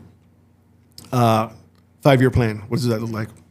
We'll have our archives and research center, and we'll be teaching people how to archive and research all the stuff we've collected in our repository. We'll also be teaching young people that they also have the opportunity to become an archivist, to become a digital archivist, to become a conservator, to become a docent, things that probably they've never been exposed to, right? I've never been exposed to those things growing up. Yeah, I remember the first time I heard the word docent, I was like yes. I don't know. A curator. Yeah, I was like, what? I don't even know what that is. Exactly, a curator of a museum. Yeah. An administrator, a registrar. Come on, somebody. Yes. These are all things that we hope to share with our community so that, again, if they could see it, they could be it. If they could experience it, they could get excited and inspired by it. Yeah. So. And that right there is the core and the integrity of why we still fight for DEI. You know, and I always said and people that know me and have heard me on podcasts, very transparent. I always thought that we should lead with inclusion anyway, because the other two would have followed. But that all the things you mentioned, that is why we have to be intentional about creating educational spaces to give everyone the opportunity to learn and acquire these skills so we can equip them to be the best they could be here for our great country that we love, America, right? And so that's so good. And the fact that you guys are intentional about not only education, but preserving who we are. And to hook it back to what you said, yes, there is a lot of that mindset of Latinos or Black and brown people are gangbanger, this, that, or the other, right? But with that, and I think what's beautiful and what the Puerto Rican Museum does is that it includes the whole story. So we can teach the kids, yeah, you might be around this, and this is maybe the story they're trying to get you to believe that you are. But let me show you where you come from. And where you come from is magic and beautiful and strong, and that's who you really are. And learn your history and pull from that. And we're going to equip you, and we're going to pour into you. And we're going to make sure that we equip you with the new technology, with the new AI, all the things that you need to be effective in this world. We're going to make sure that we continue to advocate. And more importantly, we're going to make sure that we're the ones that are creating the space for you. Yes, it's our responsibility. Yes. And I really see that that what you guys are doing is really going to be part of changing that narrative, right? Yes. It's so good. So 5-year plan for you and your hubby over there. He's trying to retire. He's trying to retire? Billy will be 65 next year, so I'm not trying to hear it. No, I'm like, my mentor retired at 80, so I'm like, sorry, buddy. So you see, if there is a future retirement somewhere, is it still going to be here in Chicago or back to the island? Not sure yet. Okay.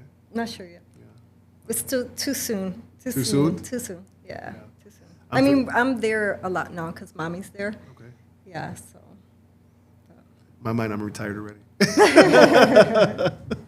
I'm already in España. You're going to Spain? That's the end game. Wow. Go to Spain. I love Spain. I've been there quite a few times.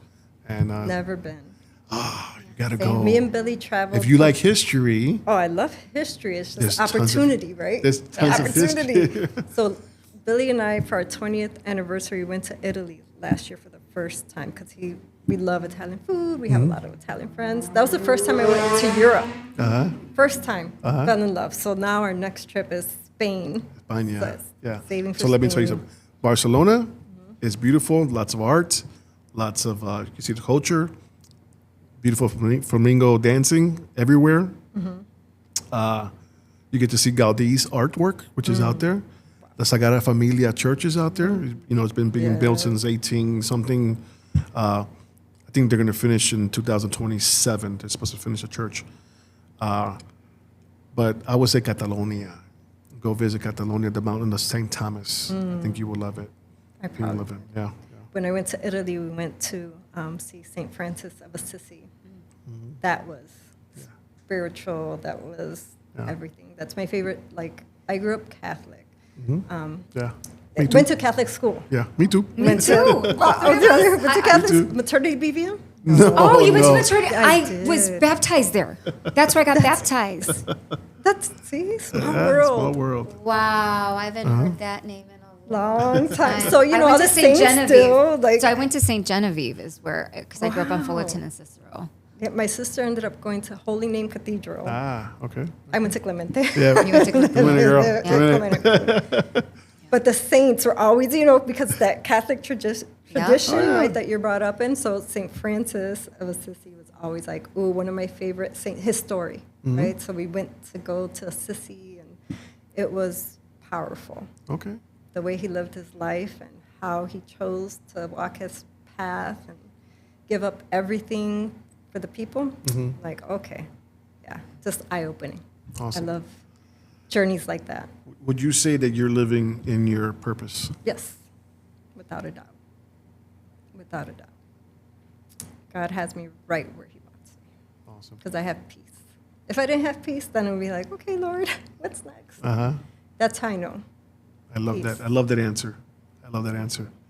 So this has been the Flavor Podcast. But before we end, we want to make sure that you look into this camera right here and give people any tags, anything coming up, websites, anything like that. Yes, please visit nmprac.org, nmprac.org, or go on our Insta, national_PR_museum, or TikTok. Somebody stole our name, so it's national_PR_museo. Awesome.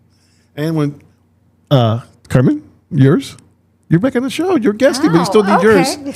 Your camera over there.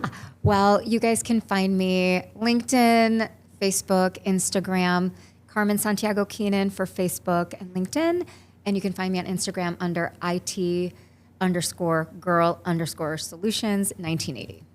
So, and then I totally aged myself there. So awesome. Veronica, I just want to tell you that you have flavor. Thank you. Look at that. You get a little bit of adobo. Did you make this? No, not mine yet, but I'm planning to. I love it. Thank you so much. No, thank you so much. Privilege. Really appreciate you. Thank you so much for being on the show and hanging out with us and sharing so much and being vulnerable and letting people know who you are, and actually a little bit of who is Billy as well. The man over there that people love so much. Yes, I do. And now we know. And now we know why you love him so much, Mr. Romance. Thank you for coming on the show. Thank you. This is your boy Los, and we are out. And remember, you have flavor.